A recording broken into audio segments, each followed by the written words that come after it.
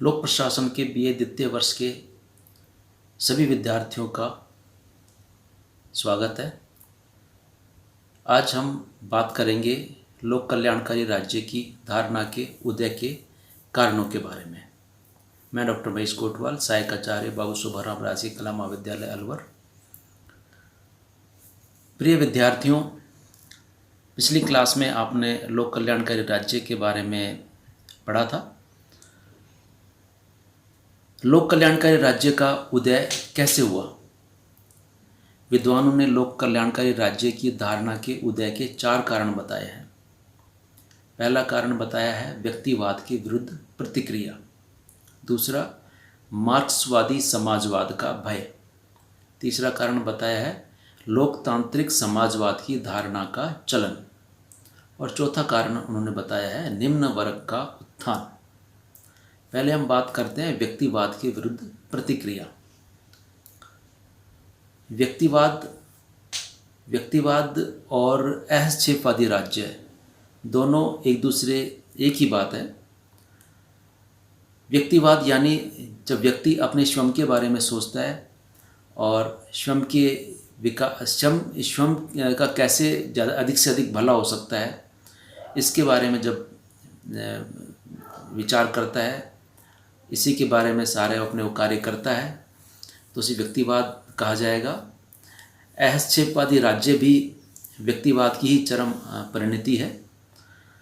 अहस्क्षेपवादी राज्य का मानना है कि राज्य को व्यक्तियों के कार्य में, आम जनता के कार्य में हस्तक्षेप नहीं करना चाहिए। उसे केवल बस कानून और व्यवस्था तक ही सीमित रहना चाहिए। तो जो कल्याणकारी राज्य है वो व्यक्तिवाद के आदर्श और अहस्तक्षेपवादी राज्य के विरुद्ध प्रतिक्रिया के रूप में इसका उत्थान हुआ। 19वीं शताब्दी से पहले यूरोप के अधिकांश देशों में अहस्तक्षेपवादी राज्य का ही प्रचलन था। अहस्तक्षेपवादी राज्य के कारण राज्य व्यक्तियों के निजी मामलों में बिल्कुल भी हस्तक्षेप नहीं करता था। इसका परिणाम यह हुआ कि जब औद्योगिक क्रांति हुई और बड़े बड़े उद्योगों की स्थापना हुई, तो ऐसी परिस्थितियों में पूंजीपति, जिनके पास जो साधन संपन्न लोग थे, जिनके पास पूंजी थी, जो धनी वर्ग था, जिनके पास संसाधन थे, वो अधिक से अधिक धनी होते चले गए। और जो मजदूर वर्ग था, जो निर्धन वर्ग था, वो अधिक से अधिक दयनीय होता चला गया। तो अहस्क्षेपवादी राज्य के परिणाम यह निकले कि मजदूरों की दशा, श्रमिक वर्ग, निर्धन वर्ग, निर्बल वर्ग की दशा अत्यधिक दयनीय हो गई। पूंजीपतियों द्वारा उनका अत्यधिक शोषण किया जाता था और राज्य अपने अहस्क्षेपवादी सिद्धांत के अनुसार पर चलते हुए पूंजीपतियों और मजदूरों के इन संबंधों में बिल्कुल भी हस्तक्षेप नहीं करता था। लेकिन जैसे जैसे शिक्षा का प्रसार हुआ, थोड़ा बहुत उस शिक्षा के प्रसार से मजदूर वर्ग में जागृति आई। वे जागरूक हुए, अपने अधिकारों के प्रति जागरूक हुए, अपनी दयनीय व्यवस्था के प्रति उनको जानकारी हुई। तो उन्होंने व्यक्तिवादी विचारधारा के विरुद्ध उन्होंने आवाज़ उठानी शुरू की। तब यह महसूस किया गया कि मजदूरों की दशा सुधारने के लिए राज्य को अपनी अहस्तक्षेपवादी जो नीति है उसको त्यागना पड़ेगा और राज्य को मजदूर वर्ग के कल्याण के लिए, निर्बल वर्ग के कल्याण के लिए आगे आना पड़ेगा, उनके लिए कार्य करना पड़ेगा।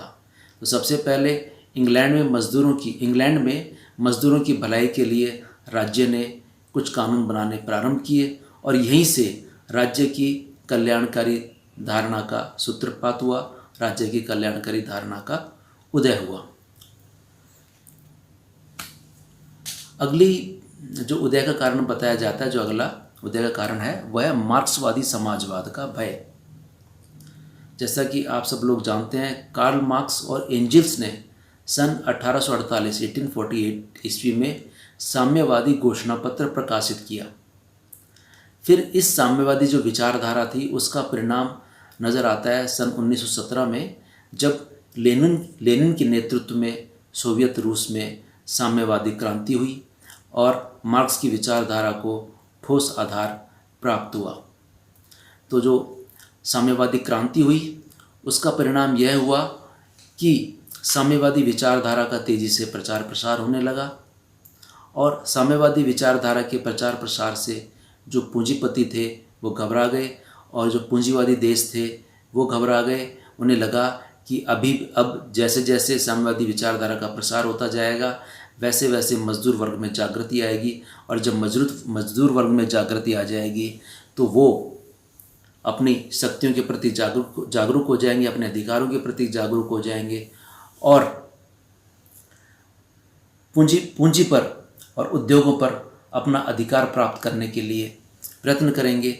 इससे पूंजीवादी देश भयभीत हो गए।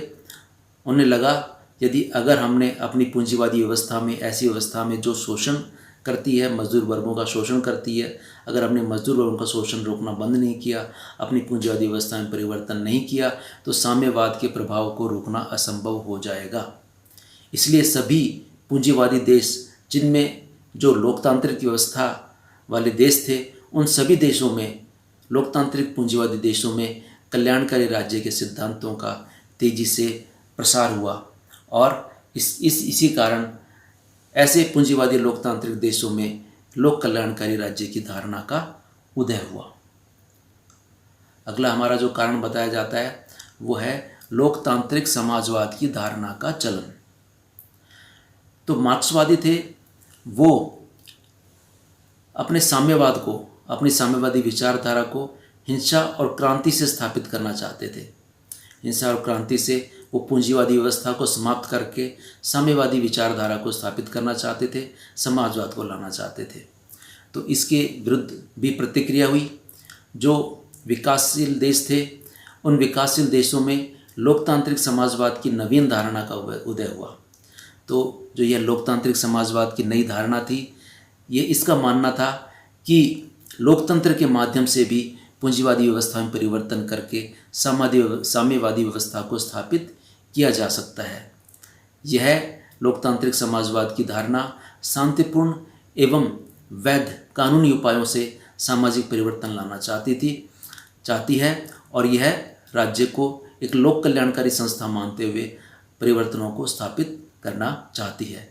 तो इस लोकतांत्रिक समाजवाद की धारणा के चलन से भी लोक कल्याणकारी राज्य की धारणा का उदय हुआ। निम्न वर्ग का उत्थान भी लोक कल्याणकारी राज्य की धारणा का उदय का एक कारण बताया जाता है। आधुनिक लोकतांत्रिक युग में सभी जो नागरिक हैं किसी लोकतांत्रिक देशों के, उन सभी नागरिकों के पास वोट का अधिकार आ गया है और यह वोट का अधिकार भी सभी नागरिकों के पास समान होता है। यानी प्रत्येक नागरिक के पास एक समान वोट देने का अधिकार होता है। इस वोट देने के अधिकार से जो नागरिक थे उनको, सभी नागरिकों को अपने लोकतांत्रिक शक्तियों का आभास हुआ। उन्हें पता चला कि उनके पास भी शक्ति है जिससे वो सत्ता का परिवर्तन कर सकते हैं। अमूल्य वोट की, जो उनका अमूल्य वोट था उसकी कीमत का उन्हें आभास होते ही तो जो सत्ताधारी वर्ग था उसे भी वह भी समझ गया कि जब तक वह निम्न वर्गों का उत्थान नहीं करेंगे, निम्न वर्गों की दयनीय स्थिति को सुधारने के लिए कार्य नहीं करेंगे तो उन्हें वोट नहीं मिलेगा, निम्न वर्गों का वोट नहीं मिलेगा। इसलिए जो निम्न वर्गों का उत्थान हुआ लोकतांत्रिक युग में, उन्हें वोट का अधिकार मिला, जिसका परिणाम यह हुआ कि अब सरकारें, अब राज्य निम्न वर्गों की दयनीय स्थिति को सुधारने के लिए निरंतर कार्य करने लगे। और इस लोकतंत्र के प्रचार प्रसार होने के कारण, लोकतांत्रिक व्यवस्था का उत्थान होने के कारण, मजदूर वर्ग को उसकी शक्ति का आभास होने के कारण सभी लोकतांत्रिक देश एक लोक कल्याणकारी राज्यों में परिवर्तित होते चले गए। सभी जो लोकतांत्रिक देश थे वो लोक कल्याण के कार्यों को करने के लिए बाध्य होते चले गए। परिणाम स्वरूप लोक कल्याणकारी राज्य की धारणा का तेजी से उदय हुआ। धन्यवाद।